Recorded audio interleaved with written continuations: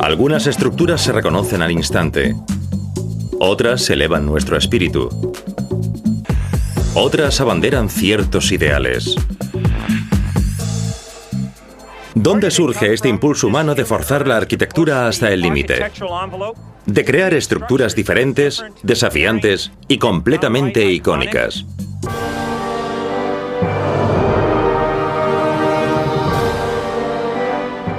La respuesta es el Antiguo Egipto. Hola, soy Michael Gillen y durante una hora nos enfrentaremos cara a cara con algunas de las primeras estructuras gigantes del mundo. Tumbas, obeliscos, bibliotecas y sí, pirámides. Todas estas maravillas del mundo antiguo fueron hechas realidad por egos desconocidos, con planificaciones desconocidas y técnicas de construcción desconocidas. Desconocido incluso para los megaestándares actuales.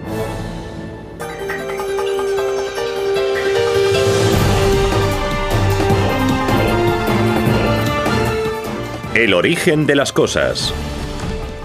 El Antiguo Egipto, estructuras icónicas.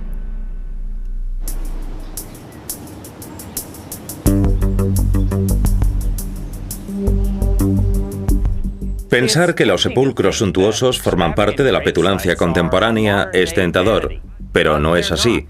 A día de hoy, nadie, ni vivo ni muerto, ha podido superar a los antiguos egipcios.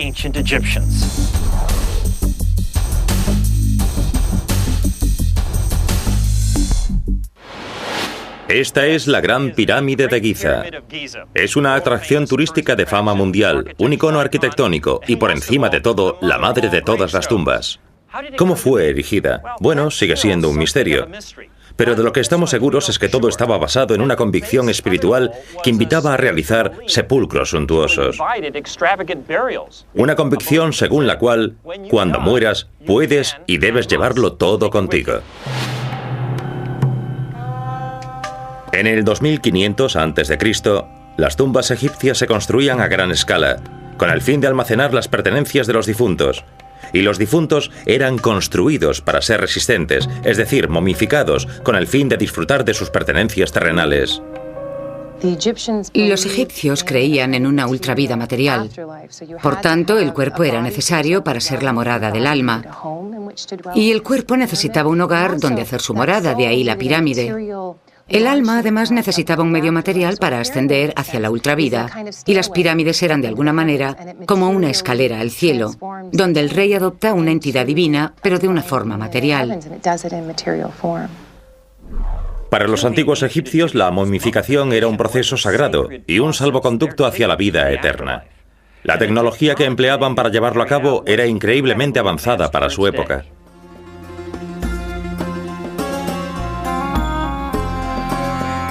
Los egipcios no dejaron descripciones detalladas de cómo momificaban los cadáveres. Pero gracias a dos historiadores griegos, Heródoto y Diodoro Siculus, tenemos una idea bastante aproximada.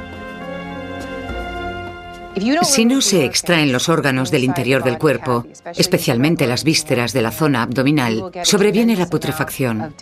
Los egipcios sabían que tenían que extraer las vísceras para lograr una cavidad hueca donde poder introducir sales que sirviesen para desecar la humedad.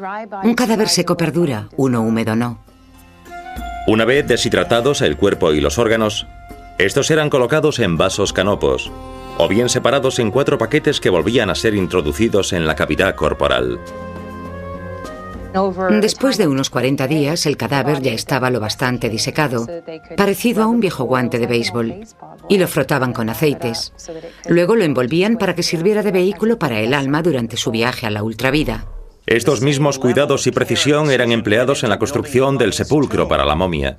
La tumba de todas las tumbas es, por supuesto, la Gran Pirámide de Giza. Hasta el siglo XX era la estructura más grande sobre el planeta.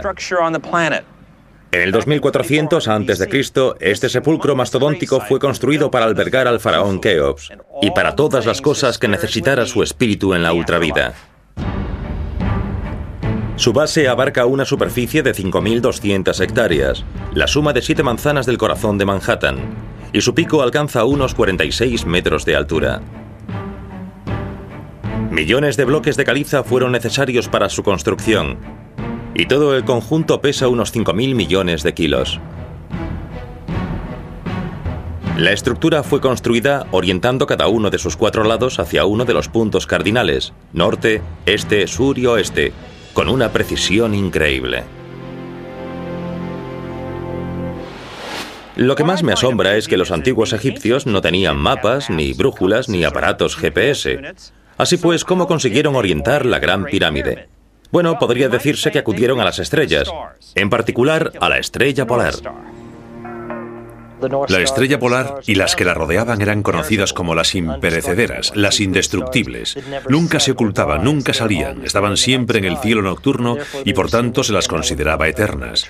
Lo primero que les movió a fijarse en la estrella polar fueron motivos religiosos e ideológicos. El eje terrestre es una línea imaginaria que atraviesa el centro de la Tierra entre los polos norte y sur. La Tierra rota en torno a este eje. Hoy en día el norte del eje o polo norte señala la estrella polar o Polaris. Pero no siempre ha sido la misma estrella. El eje terrestre oscila como una peonza cuando pierde velocidad, por lo que señala a una estrella hacia el norte diferente en épocas diferentes. Algunas veces ni siquiera señala una estrella en particular, sino simplemente un trozo de cielo nocturno. A decir de los astrónomos, fue exactamente lo que sucedió cuando se construyó la Gran Pirámide. Por esa época, el polo norte terrestre señalaba un trozo de cielo nocturno vacío entre 2 estrellas completamente opuestas, Kochab y Mizar. Hace 4.500 años el polo norte celestial coincidía con un punto en el firmamento nocturno que señalaré con una X. Alrededor de este punto giraban Kochab y Mizar. Cuando ambas estrellas opuestas se alinearon verticalmente, los egipcios trazaron una línea imaginaria hasta el horizonte y marcaron el punto con una estaca. Antiguamente, esta estaca definía el norte absoluto. Claro que, debido a la oscilación de la Tierra, la Gran Pirámide ya no está alineada con el norte absoluto actual.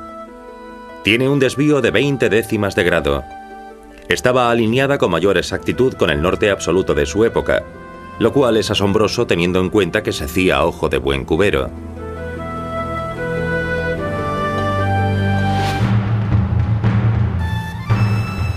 Una vez trazada la situación de la Gran Pirámide, llegaba la hora de construirla.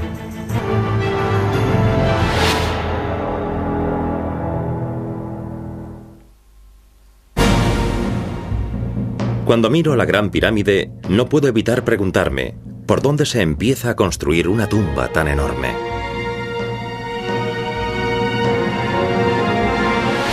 Ante todo, proporcionándole unos cimientos sólidos. Los constructores de esta Gran Pirámide no se contentaban con empezar a ras del suelo. Excavaban una superficie de 5 hectáreas que llegaba hasta el lecho rocoso.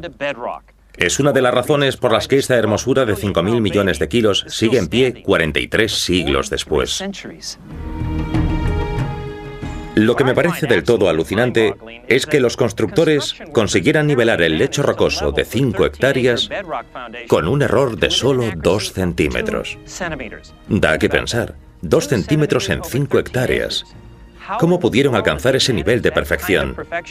Bien, parece que la respuesta está en... Correcto, en el agua. Una teoría sostiene que así es como lo hicieron los egipcios. Dividieron las 5 hectáreas de cimientos en secciones. Esta magnífica maqueta que Doug y Ryan me han preparado representa una de estas secciones. La idea es que los egipcios separaban las secciones con tabiques, así, impermeabilizándolas y llenándolas con agua, como acabo de hacer yo aquí. La grava representa la superficie desnivelada del fondo de la excavación. Esto sería el lecho rocoso.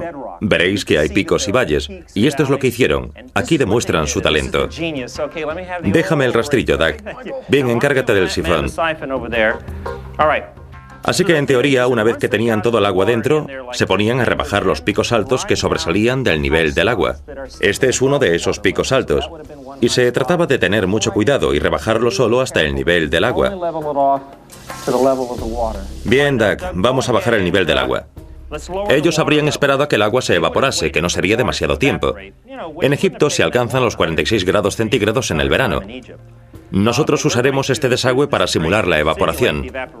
Ahora empiezan a asomarse más picos a medida que desciende el nivel del agua. Voy a rebajarlos y seguiré haciendo lo mismo por toda la zona. Es muy sencillo. Solo hay que guiarse por el nivel del agua. El nivel del agua te dice lo que tienes que hacer. Hay que pasar el rastrillo, nivelarlo, rebajar los picos, y mientras te guíes por el nivel del agua, todo saldrá bien. Así que, esta es una de las teorías de cómo los antiguos egipcios pudieron construir cimientos nivelados y lisos, como aquellos sobre los que construir la Gran Pirámide de Keops, una de las antiguas maravillas del mundo. ¿No les encanta? Crear unos cimientos sólidos y nivelados era tan solo el principio. El siguiente paso era extraer 2,5 millones de bloques de calice individuales. Cada uno pesaba entre 1 y 7 toneladas. Los antiguos egipcios eran afortunados porque su materia prima para la construcción, la piedra caliza, era el componente principal de casi todo el lecho rocoso de la meseta de Giza.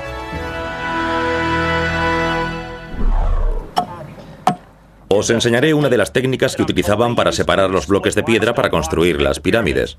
Se comienza por hacer unos agujeros. Se hace una fila de agujeros por el sitio donde quieres abrir la roca. Después de hacer eso, hay que coger estos tacos de madera. No vale cualquier taco de madera, dentro de un momento os lo explico. Hay que golpearlos todo lo fuerte que puedas para meterlos en los agujeros. Ahora llega la parte que me encanta. Se agrega agua hasta que cada agujero esté lleno de agua. ¿Por qué razón? Porque el agua hará que la madera de sicomoro se hinche tanto que empezará a ejercer presión sobre la roca. Solo hay una pega. Hay que esperar 12 días para que la madera absorba agua suficiente para tener efecto. Después de al menos 12 días, pueden ser incluso más, hay que venir y golpear un poco más, porque con un poco de suerte la roca se habrá debilitado lo suficiente para que un par de toquecitos basten para abrir una grieta en línea recta. En otras palabras, para ser constructor de pirámides, aparte de ser habilidoso, había que armarse de paciencia. ¿Cómo conseguían los constructores de pirámides levantar del suelo los bloques de piedra de 2 toneladas? Tenían poleas sencillas, pero ninguna de ellas podía hacer este trabajo. En vez de ellas, parece que los constructores de la Gran Pirámide emplearon el sencillo plano inclinado, es decir, una rampa. Estas rampas, que iban alargando a medida que la pirámide se elevaba cada vez más, eran construidas con escombros y una arcilla resbaladiza llamada tafla. No se sabe con seguridad, pero una vez que los bloques de piedra eran empujados y arrastrados por la rampa, es posible que fuesen izados para su colocación con palancas de madera y un poco de agua a modo de lubricante. Para asegurarse de que los bloques eran colocados correctamente, se fabricaba un nivel guiándose con cuerdas atadas a postes de madera en las esquinas de la pirámide, igual que lo que podemos ver en una obra de construcción moderna. Las cámaras interiores se diseñaban y construían a medida que ascendía la pirámide. Luego, en la cantera, las piedras eran cortadas a medida, agrupadas en el suelo y numeradas antes de ser enviadas a la pirámide. Una vez en la pirámide, se procedía a ensamblar las habitaciones prefabricadas piedra a piedra, guiándose por su numeración.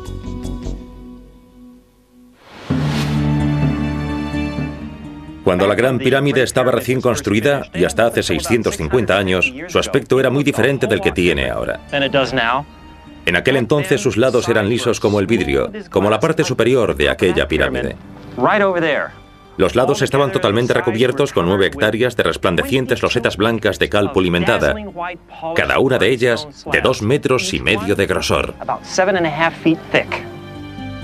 Según cuenta el historiador griego Heródoto, tal era la precisión con la que encajaban las losetas que sus juntas apenas eran perceptibles. Desafortunadamente, en 1356, después de un terremoto que asoló El Cairo, los árabes robaron las bellas piedras que recubrían la pirámide para reconstruir mezquitas y fortalezas de la ciudad. Me cuesta mucho imaginarme el aspecto que tenía la Gran Pirámide cuando estaba sin estrenar. Por tanto, he decidido invocar la ayuda de la tecnología por ordenador. ¿Preparados? Bueno, aquí la tenemos, la tumba más magnífica jamás construida y la única maravilla del mundo antiguo que permanece en pie. Debió haber sido espectacular. La piedra caliza es de color blanco resplandeciente. Cuando subía el sol, ¡bam!, se producía un enorme destello. Seguramente lo más importante era ese destello de la luz solar al amanecer. No hago más que darle vueltas a una cosa. ¿Cuánto costaría construir un proyecto de obras públicas como la Gran Pirámide hoy en día? ¿Sería factible con los dólares del siglo XXI? Como siempre, cuando busco las respuestas a este tipo de preguntas, recurro a los ingenieros de Arup, una empresa internacional de ingeniería, consulting y diseño. Lo primero era el coste del material de construcción, un gasto que el faraón no tenía que pagar ya que era el propietario de toda la roca en Egipto. Se necesitaron 5,9 millones de toneladas de piedras para construir la pirámide. Y solo las piedras costarían en torno a 18.000 millones de dólares al cambio actual. El siguiente gasto en el informe de Marcus es el coste de la mano de obra, que redondeando ha estimado en unos 50.000 obreros trabajando durante 10 años. Una vez más, el único gasto por parte del faraón sería el alojamiento y manutención de sus obreros. Hoy en día tenemos que pagar seguros médicos, seguridad social y repartir beneficios. Además, los obreros de la época trabajaban 70 horas semanales comparado con las 40 horas que trabajamos hoy en día. Si multiplicamos eso por el sueldo medio por hora sale a 255.000 millones de dólares. El faraón disfrutaba de otras ventajas económicas. No tenía que realizar estudios de impacto ambiental, solicitar permisos de obra ni realizar un sondeo poblacional. Todo lo cual encarece otro 30% el coste de un proyecto moderno. El gasto global estaría en torno a los 380.000 millones. Quizá la cifra más asombrosa aportada por Marcus sea la del dinero que se podría ahorrar si se construyese la Gran Pirámide siguiendo las técnicas de construcción modernas. Reemplazaríamos gran parte de la mano de obra con máquinas y emplearíamos grúas y excavadoras para construir la pirámide. Ahora mismo estimamos que los 20 años que tardaron en construir la pirámide se reducirían a solo 5 años y que la cifra histórica de 50.000 obreros podría quedarse en 5.000. Los 380.000 millones se quedarían en 30 o 35.000 millones de dólares, aproximadamente. Sigue siendo una cifra astronómica, pero demuestra claramente lo que se puede ahorrar, casi el 90% en este caso, gracias a nuestra tecnología moderna de construcción. Por muy complicados que fueran estos monumentos funerarios, no tenían parangón con la gloria y grandiosidad de los templos religiosos que construían los egipcios para honrar a sus deidades.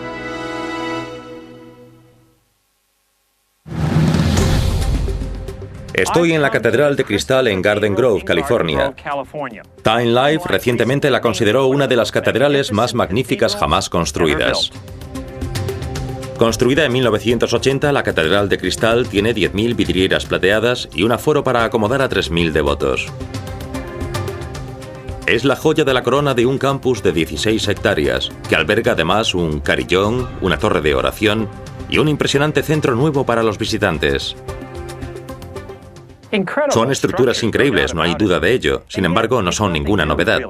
En el antiguo Egipto se construían templos religiosos tan espectaculares como la Catedral de Cristal, o más aún.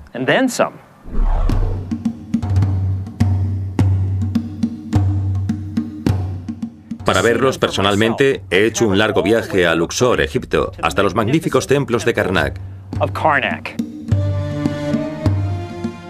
Abarca 100 hectáreas y es uno de los complejos religiosos más grandes construidos en la historia. Los egipcios lo llamaron el lugar más venerado.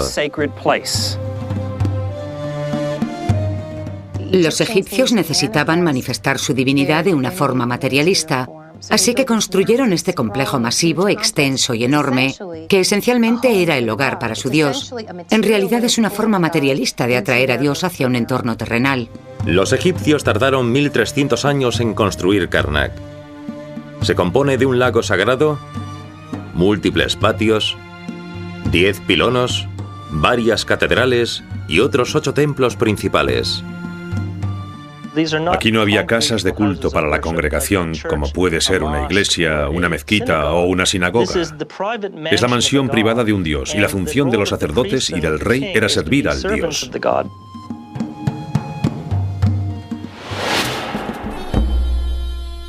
En otro punto de Karnak se ubica la Gran Sala Hipóstila, considerada una de las mayores obras de arte del mundo antiguo. Se le denomina Gran Sala por la superficie de su planta, 5.022 metros cuadrados. Es la sala de mayores proporciones de todos los edificios religiosos que existen. Se llama hipóstila por su abundancia de columnas, 134 en total. Fijaos en estas columnas de piedra que flanquean la avenida procesional. Son gigantescas, casi 20 metros de altura. No puedo evitar preguntarme, cielo santo, ¿cómo conseguían levantar estas cosas? Son absolutamente inmensas. Fijándonos detenidamente podremos ver cómo lo hacían. Cada columna está dividida en secciones. Los arqueólogos piensan que los trabajadores antiguos colocaban las secciones inferiores de las columnas primero.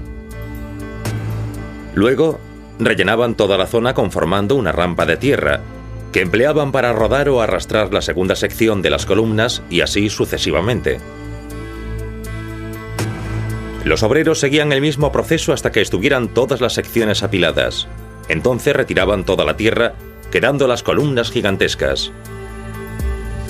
Evidentemente, la mano de obra barata disponible, que se contaba por millares, convertía un increíble proyecto de trabajo a destajo en un plan de construcción brillante.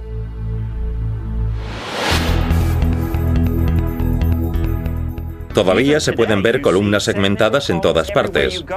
Por ejemplo, aquí en el Monumento a Lincoln en Washington, D.C. Si os fijáis bien, veréis que cada una de estas bellezas tan altas la conforman 12 segmentos. Luego está el obelisco. Si lo piensas, es parte columna, parte pirámide. El monumento a Washington tiene más de 160 metros de altura y pesa 90 millones de kilos. Fue construido piedra a piedra, con mármol y granito, de abajo a arriba. Aquí en Karnak, al igual que en la mayoría de los templos egipcios, los obeliscos se construían por parejas, o sea que este pequeñín seguramente tenía un compañero idéntico ubicado allí enfrente. Simbolizan la luz solar. Su función era producir un destello de sol, y para hacerlo posible los obeliscos frecuentemente tenían un revestimiento de electrum, una combinación de oro y plata. La parte superior, más visible, llevaba una capa de este metal precioso para así representar los brillantes rayos del sol. Al contrario que el monumento a Washington, los obeliscos egipcios eran más bajos y de un solo trozo de piedra, y erigirlos era mucho más difícil. Esta vieja cantera de Asuán es un auténtico cementerio de obeliscos, incluyendo este, el mayor obelisco egipcio hallado en cualquier parte. Mide más de 40 metros y pesa 1.100 toneladas. Pero los trabajos se paralizaron repentinamente porque tiene una grieta. Todos estos fallos demuestran lo peliagudo que debía ser fabricar uno de estos obeliscos gigantes. El primer desafío era darle forma.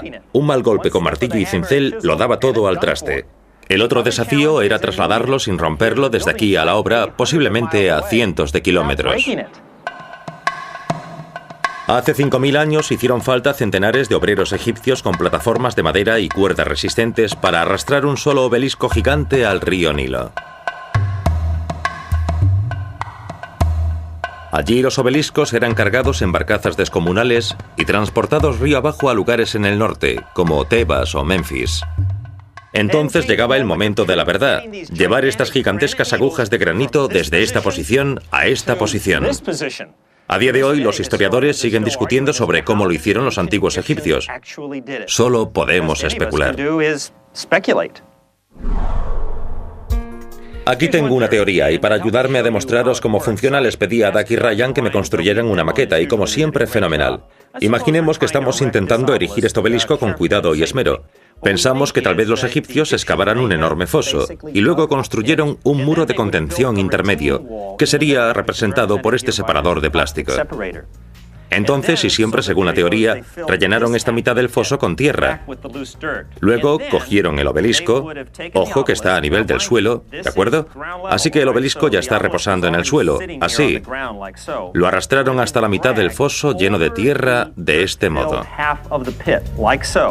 Hasta aquí vamos bien. Aquí es donde agudizaban su ingenio. Lo que hacían era abrir un agujero o cortar un agujero en el fondo del muro de contención. Yo lo reproduciré levantando un poco el separador, lo que naturalmente hará que la tierra de esta mitad del foso escape a la otra mitad. Entonces el mismo peso del obelisco y el lugar donde está el agujero hacen que se vacíe de esta forma, justo así. Y ya veis lo que está pasando. Es impresionante. Así que teniendo este espacio contra el muro de contención, le sería relativamente trivial colocarlo en posición vertical, empleando cuerdas o la fuerza de muchos hombres. Luego, lo que hacían era rellenar esta mitad del foso de esta manera. Y entonces rellenaban la otra mitad también.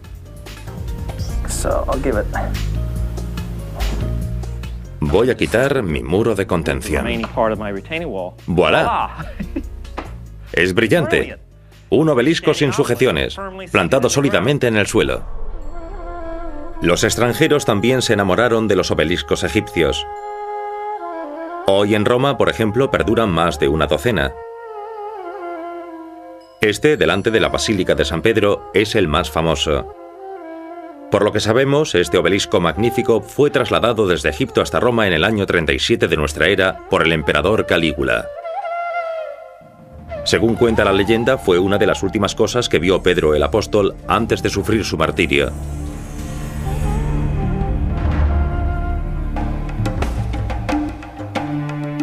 Los antiguos egipcios también crearon imágenes de sus dioses que sobrevivieron a ejércitos invasores y que resistieron el paso del tiempo.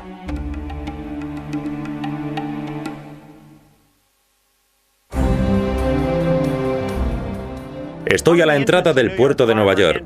A mis espaldas se encuentra una de las centinelas más reconocibles de todo el mundo, la Estatua de la Libertad.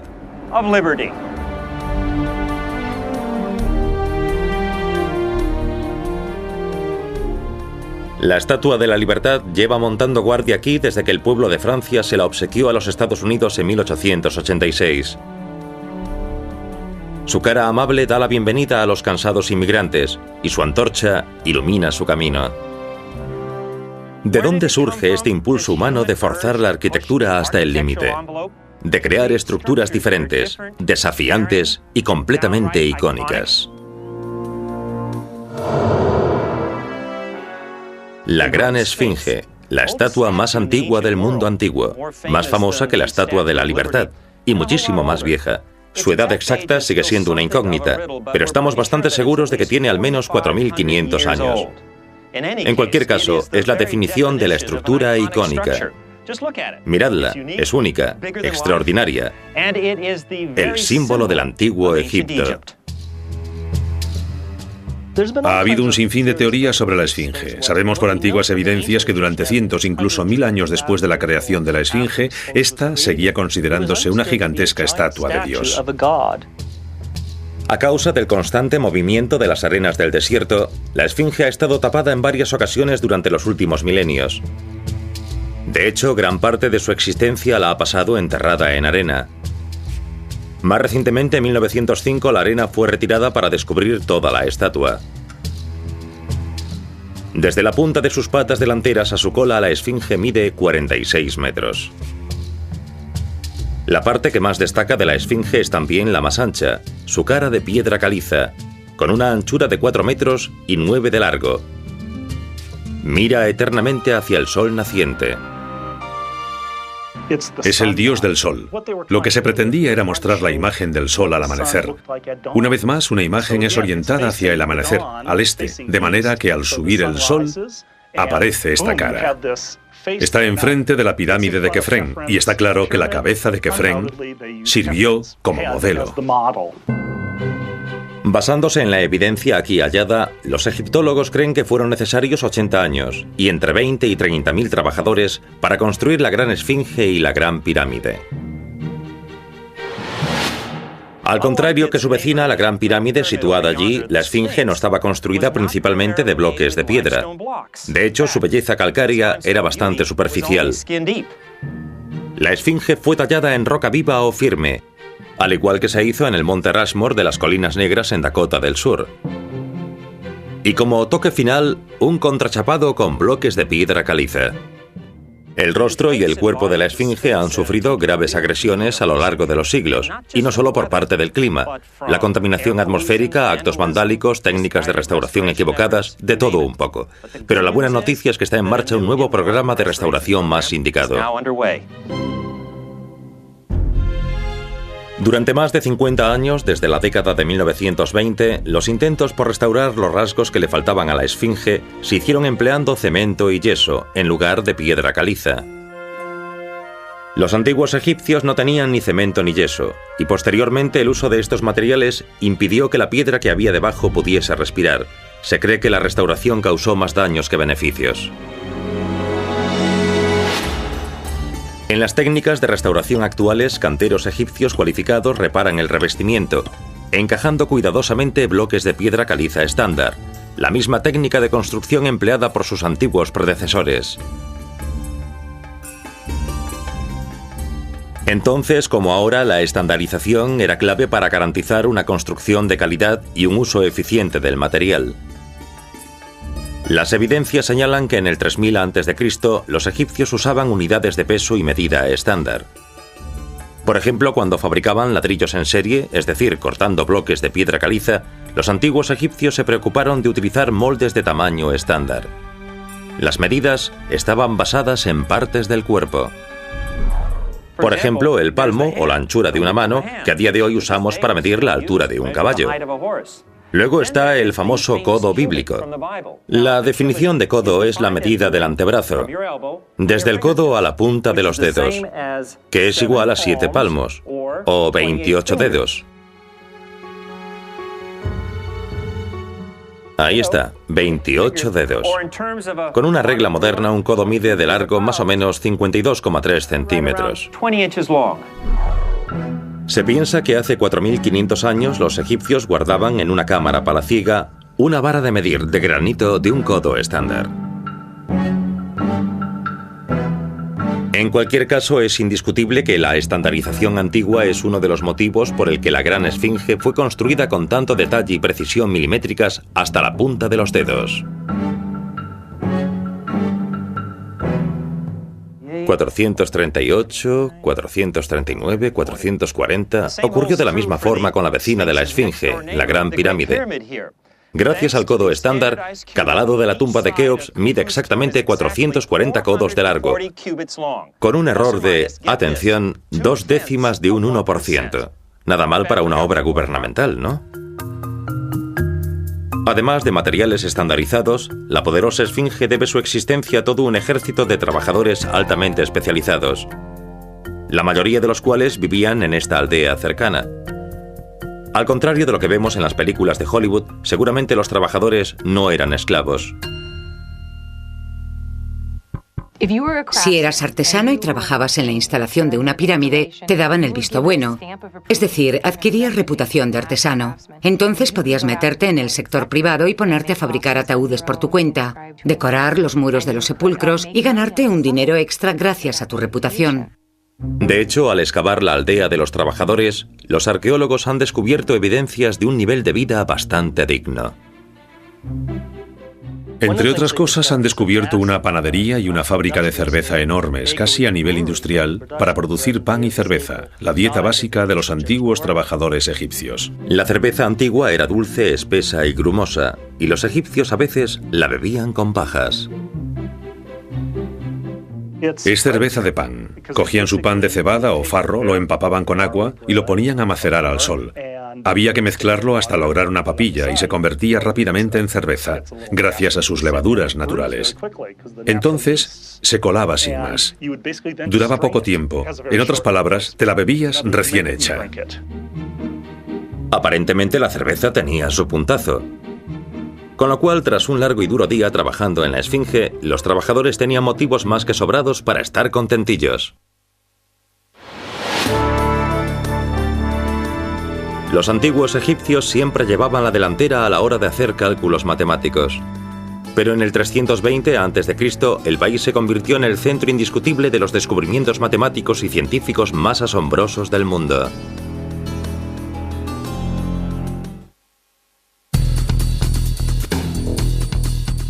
Acabo de viajar literalmente hasta el otro lado del mundo solo para ver esto.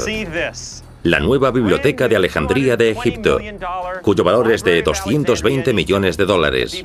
La Biblioteca Alexandrina, como podréis ver, es impresionante. Para mí es, con mucho, una de las minas de sabiduría humana más bellas que he visto. Empecemos por el decorado. Alejandría es una de las ciudades portuarias más hermosas del mundo. Luego está la biblioteca, que es gigantesca. Tiene suficientes estanterías para 8 millones de tomos. El complejo de la biblioteca también alberga un centro de conferencias. Tiene colecciones especiales para invidentes, para niños, 3 museos, 4 galerías de arte, un planetario y un laboratorio de restauración de manuscritos. Pero, por muy impresionante que nos parezca, la Biblioteca de Alejandría es apenas una sombra de la antigua. Se ubicaba a un paso de este sitio y fue, sin ninguna duda, la primera gran fuente mundial de la literatura humana. Es más, la historia de su auge y posterior declive aparece como una tragedia épica. Así es como todo empezó.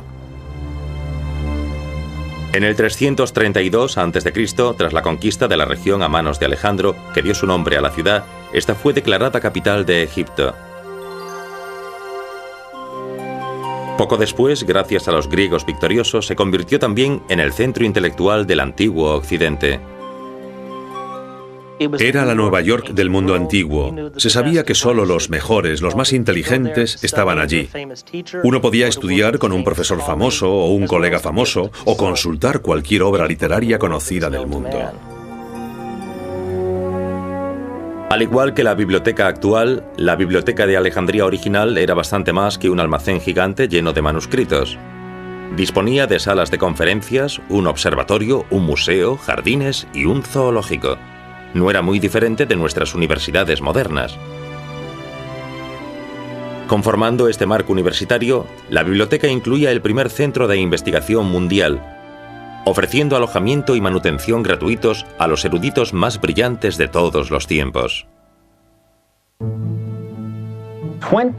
Hace 2300 años, los brainiacs o cerebritos que vivían y estudiaban en la biblioteca de Alejandría original constituían la élite de la ciencia y tecnología occidentales. Aristarco, quien mucho antes que Copérnico o Galileo declaró que la Tierra gira en torno al Sol. Arquímedes, quien sin ninguna ayuda descubrió las leyes de la flotabilidad, revolucionando la construcción naval. Y Eratóstenes, el primero en calcular con exactitud la circunferencia de la Tierra.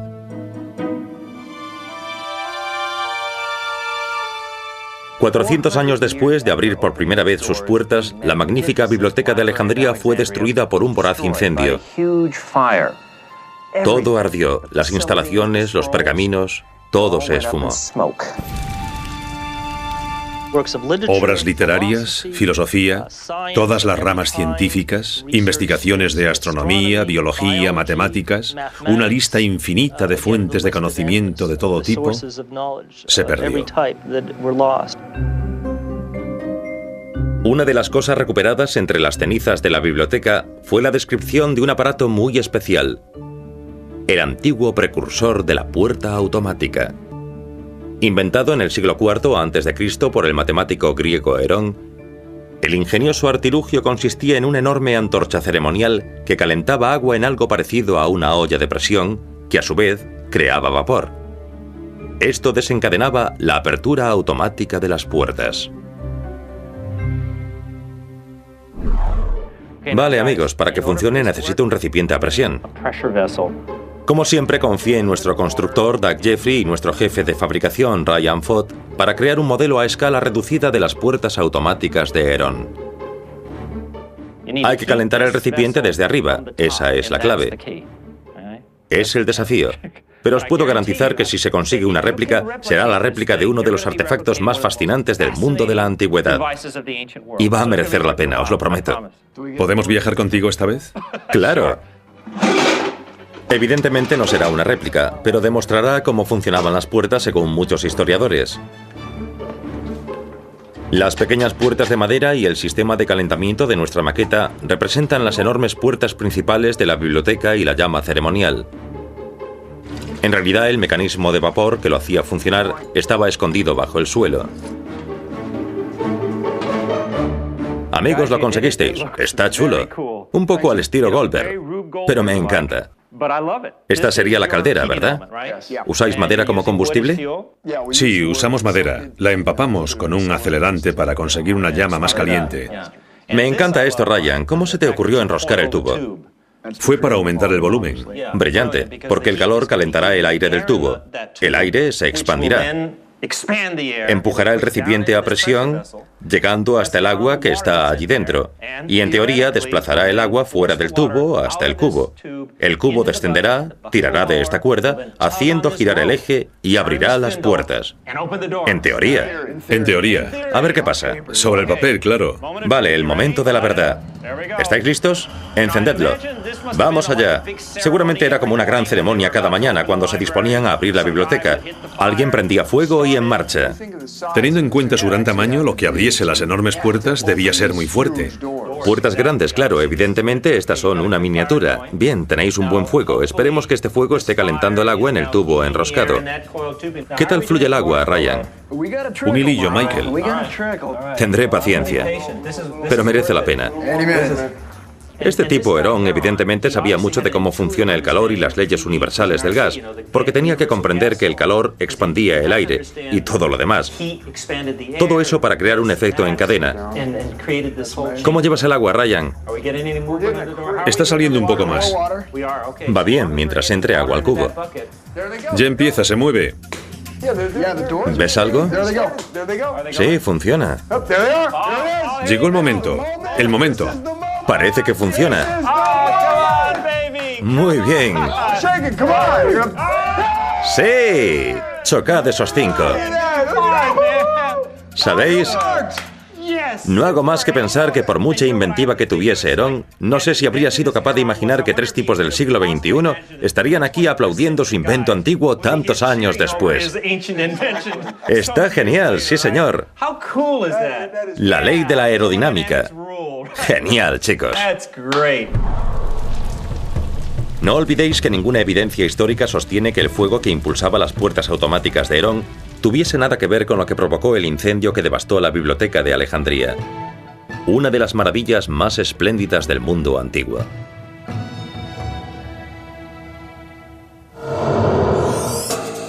Las estructuras icónicas actuales están diseñadas para quitar la respiración y lo consiguen.